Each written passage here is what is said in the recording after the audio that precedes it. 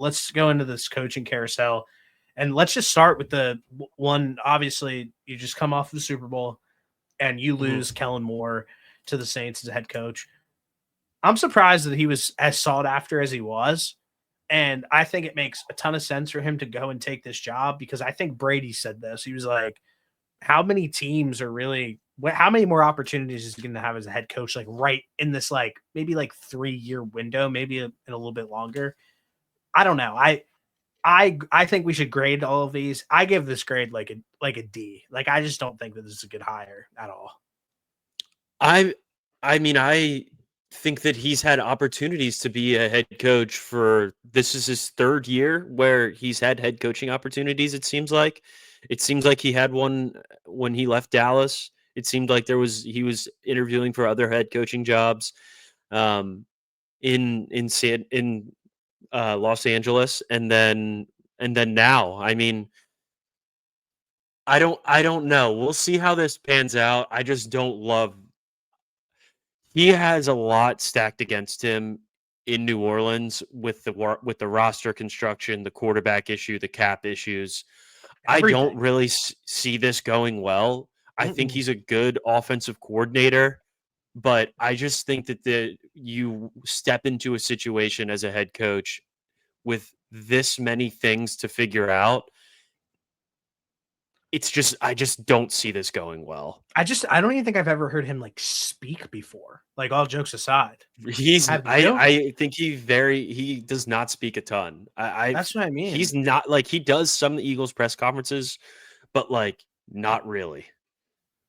Yeah, like I said, I don't love this hire just because he doesn't strike me as somebody who's gonna like walk in there and like take over, be like, okay, like the Saints have their guy. He's a culture guy and he's got everything going. Maybe I'm wrong. Maybe he'll prove me wrong, but so much is stacked up against him. I just feel like this was his opportunity to be like, yeah, I mean, I can be a head coach in the NFL. I'm gonna go take it. Yeah. Yeah, and I think maybe it was part of his own plan to like wait a couple years to build up some more OC experience cuz like I said he was interviewing for the last like 3 years prior to taking this job. Yeah. So who knows? I don't know. Maybe he just loved New Orleans so much from winning a Super Bowl, he just accidentally agreed to it. I don't know. Yeah, I love winning. I won a Super Bowl here, so I might as well just stay down here. I don't know. Yeah, it's But crazy. I thought he was gonna run it back when Sirianni was like, let's run it back, Kellen. I was like, you know what, maybe that would have like been great. yeah, maybe he might run this back. I mean, why not? And then, I mean, obviously didn't, but it is what it is. Maybe I don't know who would have been the right fit for the Saints job. It just feels like so much work still needs to be done for the New Orleans Saints, and I guess we'll see how that plays out. Obviously, The Saints need to have a longer leash with Kellen Moore than I think they've had with any of these other coaches. I don't think that this is a team in that gets fairness, fixed. They Dennis have, they Allen, have, Dennis they Allen do had a give a long long leash. leash. Yeah, I agree. They need to keep that same mentality because they can't be foolish enough to look at the roster and look at the cap space situation and say, this is something we can fix in 2 years. This is yeah. a situation that's going to take 4 to 6 years to figure out, I think, before they really get it into a spot where they're legitimately serious again. Yeah, once when Derek Carr's out of the building, how about me and you have a unspoken like remember it? Like that's when we have a conversation about what's next for the Saints. Because right now, I just don't think there's much to talk about. They'll end up being like 1 or 2 games out of winning the NFC South as it goes down towards the end of the season, just because the rest of that division hasn't been great. But realistically, they don't stand a chance. No, not at all. Not at all. Um, the next one, New York Jets, they hire Aaron Glenn, which it is viewed that he is a defensive guy. He has done everything offense, defense, was a front office guy for a really long time. How it's described is that he's like the ultimate like CEO type. He's done it at every single level, coached on offense, coached on defense, was a front office guy, like I said. Um, I think this is a hire that they absolutely needed to make because he went in automatically. The story, Jay Glazer broke the story this week. Aaron Rodgers will not be coming back with the New York Jets this offseason, which I thought he was going to. You said he wasn't. Obviously, it's not happening. And it seemed like the stipulation was like, hey, you got to be at training camp the entire time if you want to be the Yeah. quarterback. You can't go on Pat McAfee every single week. Like, we need you locked in. Ultimately, it seems like Aaron Rodgers is not interested in playing football in any capacity because he said that he wasn't going to do that. I don't know who would take a shot on him. We'll have a different video and talk about that at a later date. But Aaron Glenn coming in and automatically setting the tone, being like, you can be here, but you can't do this, that, and the third. And I want to see You you got to locked be in. here. You can be You here, gotta but be you locked got to be here, right? Yeah, I respect that move a ton. I think that's what the Jets need. And Yeah. I mean, like I said, I think that this is one of the best hires of the offseason.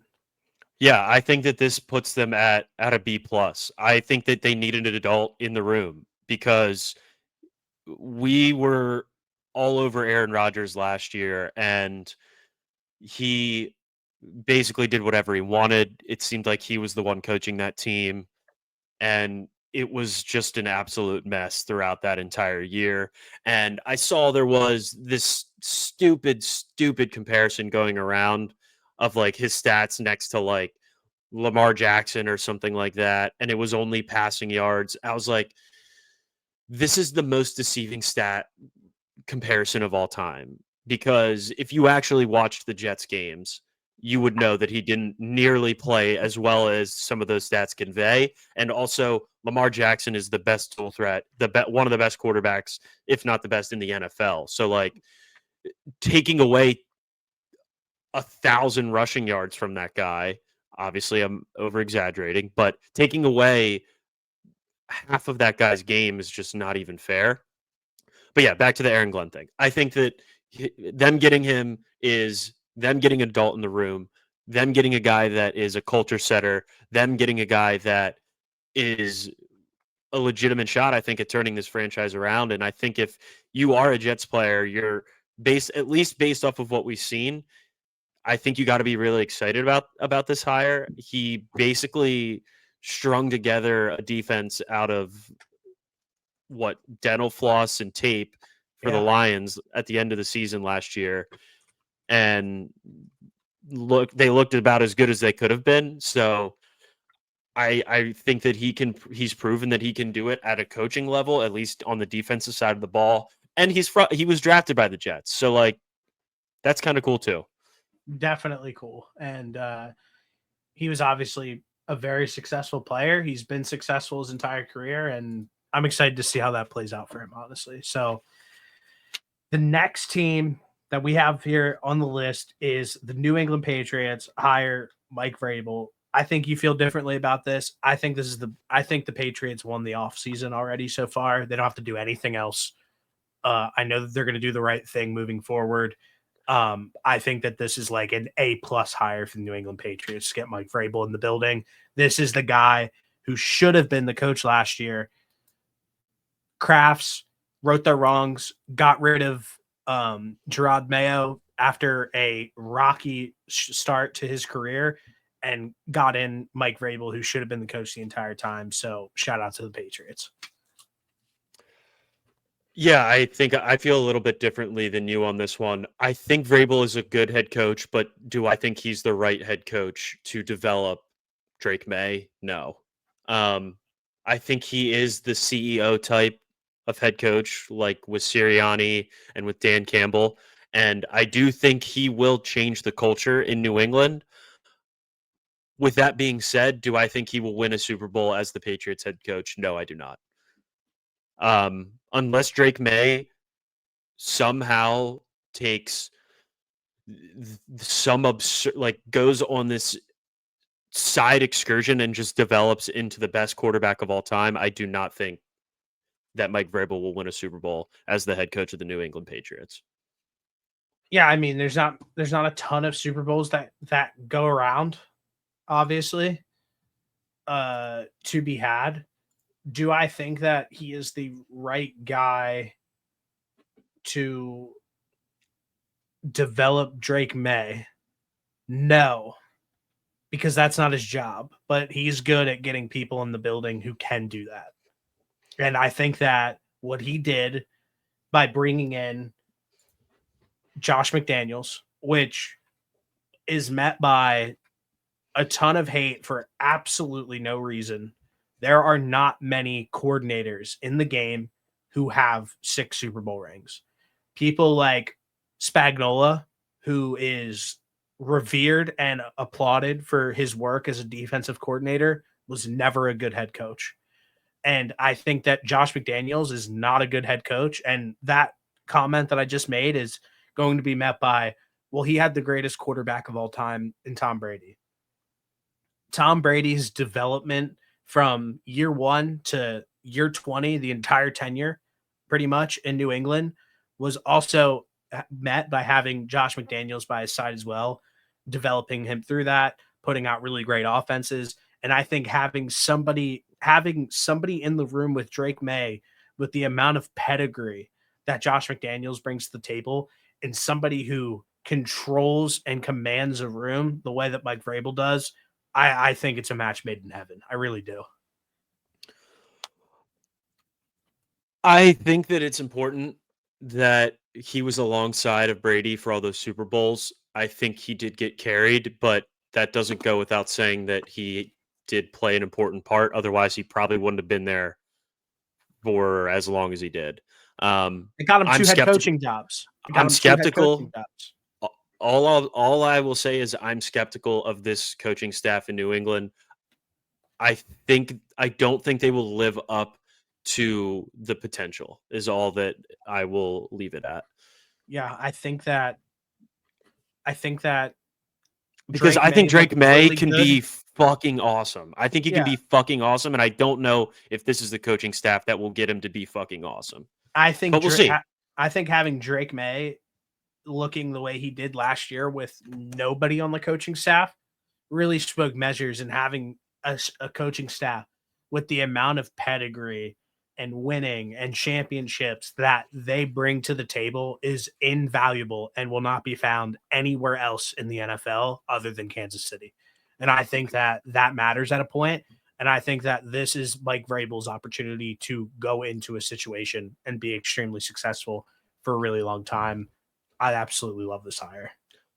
I have no pushback on that because I agree with the championship pedigree. I do think that part of it is important as well. The next hire is this team is just it never it's so we have to make another video because I love getting this fan base riled up. The Las Vegas Raiders F on this head coaching hire.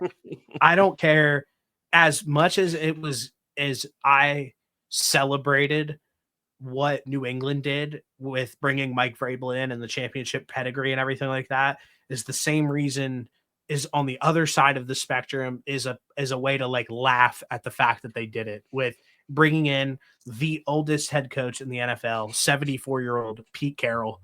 And I think it's tone deaf. I think it's the wrong move. I think this roster is extremely far away. And to bring somebody in who is literally on the last leg of their career is just like how much longer does he have coaching? 2 years, maybe, like at Yeah, best. I don't. I just think it's such a bad move. The Raiders currently sit in a spot where we'll talk about it when we preview them that they might not get the quarterback that they're thinking about getting, and I just don't see how this was a good hire for the timeline that the Raiders are on currently because they are a team that desperately needs to rebuild and they just win enough games to get themselves out of a bad position every single year. And going into the season next year with Aiden O'Connell and Gardner Minshew and whoever else, it's not going to get the job done. They need to fix this team. So they went what 4-13 last year. Yeah. I think the ceiling with Pete Carroll at the head coaching position is 7-10. I think Uh, he leaves before his contract's over. He's like, I don't want to be in this mess. It's it's just not an ideal spot for a 73-year-old to come out of retirement for. I don't the money that they must have given him had to have been crazy. I don't get this at all. And then they bring in Chip Kelly as their offensive coordinator, a guy that really hasn't been good. I know he's coming off a national championship win, but the amount of talent on that Ohio State team that he had to deal with, he pretty much had to spam one play, and it was throw the ball to Jeremiah Smith or turn around and hand it off to Quinshon Judkins or I forget the other running back, but like that was the most stacked Ohio State team all season. He probably had the easiest offensive coordinator job in college football, and before that, he was fired from UCLA. Like was in the NFL before that. Like he's just been kind of all over the place. I don't love any of the moves that they have made on the coaching staff I thus just far. think that if you land the right quarterback in here, it could be a good mixture of some things. Like I don't hate Chip Kelly, I don't hate Pete Carroll. Just as currently constructed, having those guys in the building don't do anything for me. And with how the roster is currently constructed and what their timeline is, it just feels like a miscue, honestly. I I think Pete Carroll can bring like a decent culture because he has won where he's been, but what can you like I guess there's only so much you can do and the ceiling's only so high. That's why I think their ceiling is only like 7 and 10 just cuz I don't think that this team and the timeline checks out like how you said. No, not at all. The Jacksonville Jaguars fire Peterson. They keep Bulky on, go and interview everybody, realize that nobody is going to take this job with Bulky as the general manager. Then 2 weeks later, hire or fire Bulky, and then they get Liam Cohen, another guy from the McVay coaching tree.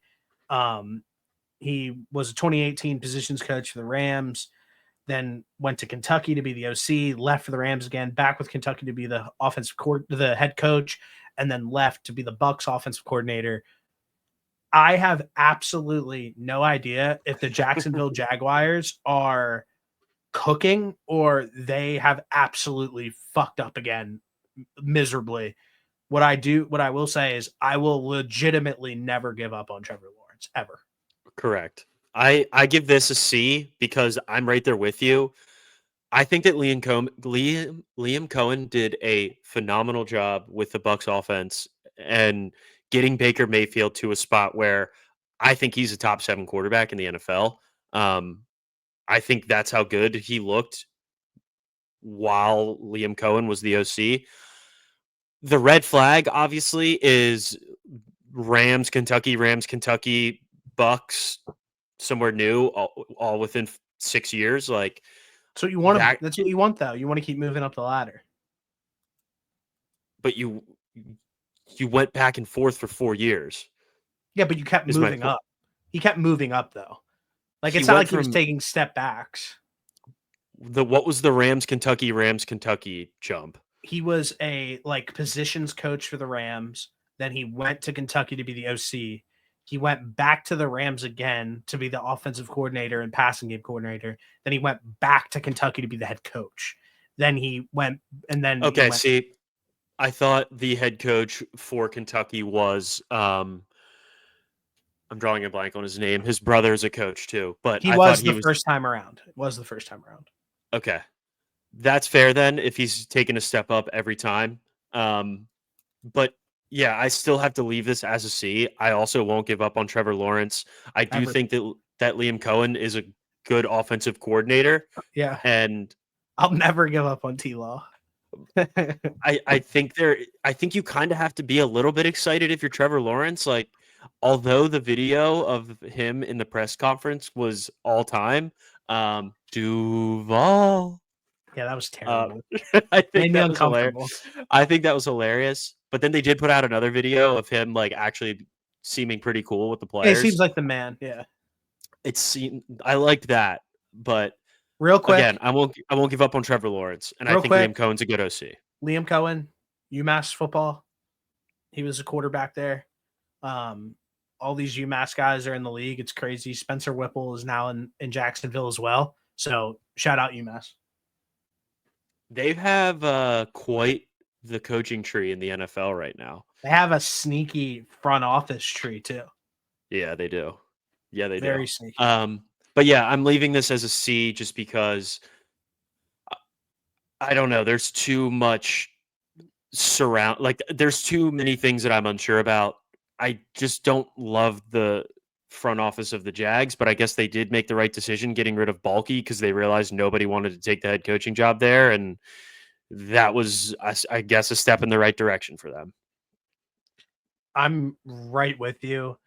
The next one is the one that makes absolutely zero sense to me.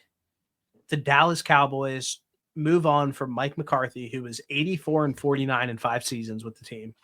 I don't know really what more you could want from a head coach than what McCarthy brought to the table. I think so, at least. 84-45? Yeah, 84-49. 49. And then they hire Brian Schottenheimer, which Jerry Jones in his presser made it very clear and loved to highlight the fact that he has been a career assistant since his entire NFL tenure. Yeah. What do you think? Obviously, you're an Eagles fan. You're probably over the moon with this decision. It feels like the wrong decision. I mean, I don't know why this was the year that they decided to make a lifetime assistant the head coach. I will say that like the Cowboys have had good offenses. How long has he been the OC in Dallas? Because they've had good offenses.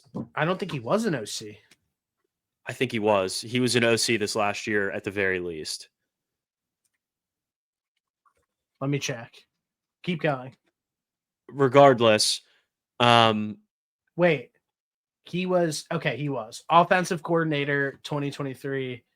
Yeah. So he was the OC last year, head coach this year, and then he was like coaching analyst, passing game coordinator. Yeah, he's been on the staff there quarterbacks coach. Well, he's only been on the staff in Dallas since 2022. So I mean, as an Eagles fan, great. Who knows what you're going to get with this guy? They got rid of a very successful coach to bring in a guy that has just been a lifetime assistant. I don't know why I don't know why Jerry Jones went with Brian Schottenheimer at all. This seems very like out of all the actually, is this right on par for Jerry Jones? I don't know. I have no idea. He loves talking like a big game about getting all these big name guys, and when push comes to shove, he doesn't do shit about it. He signs the guys that are already in Dallas and extends them, but waits to the absolute worst time and just hires good head coaches, and that's like it. They never bring in any stars outside of who they draft. And if they're not doing that, like, they're just going to be a very average team. Dude, and I think that's what you're going to get with this head coaching job. I have no idea. I don't have any comment. I'm lost. Like, I'm literally lost. Like, the whole thing about the Dallas Cowboys is like bringing in stars, like we're going to get the best of the best. And like, Jerry Jones hasn't done that in 20 years. No, I'm with you. Don't get it. Last one, then we'll move on. The Chicago Bears get the hottest name on the market. So Chicago fans are probably extremely happy. Big Cat was over the moon. Yeah, that was crazy. They get Ben Johnson. And then from there, he has then gone on to hire a lot of the Lions assistants and everybody that they have brought in. It feels like Chicago got this right, correct? Yeah, I think so. And then they brought in Dennis Allen to coach the defense. Yeah. I think it's important to have. I think if you can get head coaches that, even if they weren't great, but they were good at their previous position before that, and I always thought Dennis Allen was a decent defensive guy. I think I like that. I like that move. I like Ben Johnson to the Bears a lot. I think he made Jared Goff look like Tom Brady, and I'd like to see what he can do with Caleb Williams, because I think I'm not selling any stock on Caleb Williams. I think that Ben Johnson is going to do a great job. I don't expect them to go out there and win more than 12 games, but like, I think this year is like the year that a lot of people were expecting from the Bears last year. I know you picked them to win the Super Bowl, so not necessarily you, but I think a lot more people thought that this Bears team would be have a winning record. I thought people would expect Caleb Williams to look a lot better than he did. I think that this year is the year that we'll see that, as opposed to last year. Yeah, I feel like this job just came down to having Caleb Williams. That's what made it so attractive, is that he had a ball of clay that he could mold, and that's ultimately why he chose this job over all the other ones that he had available to him on the market. Yeah, I think he got paid like 13 mil a year too. That helps. Yes, definitely. Do you have anything else you want to add about this coaching carousel and what has gone on so far? We'll obviously deep dive this a little bit more when we go into each individual team, but those are the ones that are notable and that have been kind of front of news over the last like month and a half or so that we just haven't gotten to.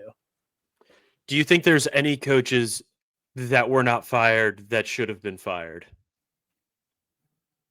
I think Dayball should have been fired. Okay, I do think I asked you this already. I think Dayball and the general manager should have been fired. I don't know if Dayball's a good coach. I think that the GM is, I think what happened with Hard Knocks and the Saquon situation and the owner being like, please just don't let him go to Philly. And Yeah, then the he has a outcome, generational year. the outcome of what has come from that, and the Eagles in their division arrival going and winning a Super Bowl largely because of the Saquon Barkley just stepping foot in Philadelphia. Yeah. I think that the vibes in the building are just bad as is. And I felt like a reset for them wouldn't have been the end of the world. Yeah, especially in a year where they have a top 3 pick. Yes. I think so. Yeah. Yeah, I don't necessarily disagree with I don't disagree at all with the GM part.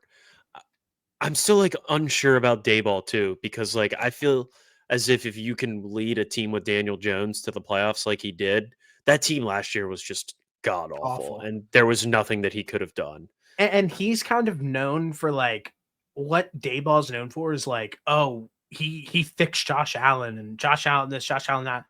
Well, there's been 3 other coordinators who have been in there with Josh Allen, and Josh Allen's just pretty good at football. So like, Yeah.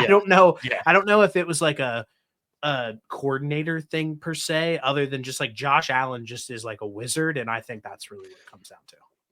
I'm sure Dayball played a little bit of a role, but like at the end of the day, Josh Allen is one of the best quarterbacks in the NFL, and if he had it in him, he was going to figure out a way to be the Josh Allen that he is today, regardless of who was coaching him. 100%. I just think it was written for Josh Allen to be good. Like, Yeah, but I think that's probably the only other coach that I think should have been fired. That's it. yeah, I'm looking through here right now, and when Maybe Raheem Morris. who do you we can get maybe touch on this later in the off season or when we do the individual one, but like who's on the hot seat to start the year? Because I do think there's a handful of Dayball. guys. Yeah, I think Dayball's on the hot seat. I think Shane Dayball's on the. Steichen's on the hot seat too. Oh yeah, definitely. I think the Bengals head coach is on the hot seat. I agree. I'm drawing a And blank on his name. and then I think that's pretty That's much probably it. as of right Everybody now. else has like everybody. I mean, Mike Tomlin should be on the hot seat. Sneaky, I think that if things don't go well in Arizona this year, like make the playoffs well, I think that they will fire what's his name? I'm blanking on it. Gannon. I think that Jonathan Gannon will be fired if it's playoffs or bust for the Cardinals this upcoming season. I know that the Bucks made the playoffs, but I don't think their head coach is good. I don't think he'll ever get fired. I don't understand how he has the job still. Because he won a Super Bowl and he makes the playoffs every year. What, like, that? Yeah, he's, you're right. He stays probably for another 3 years. He got It's so crazy. lucky. Tom Brady just fell into his lap. But he's done a decent job of like keeping this thing together. Like, this could be the year though that it all falls apart because Liam Cohen Panthers, left, and I think Liam Cohen held together that offense. It's the Panthers year. Let's go. We're right back on them. Do you have anything else you want to add about the coachings? No, I think we're good. All right, I'm gonna piss real quick. White clouds blowing out when we max 4-5, not the size, but it kick up, highlight of my life.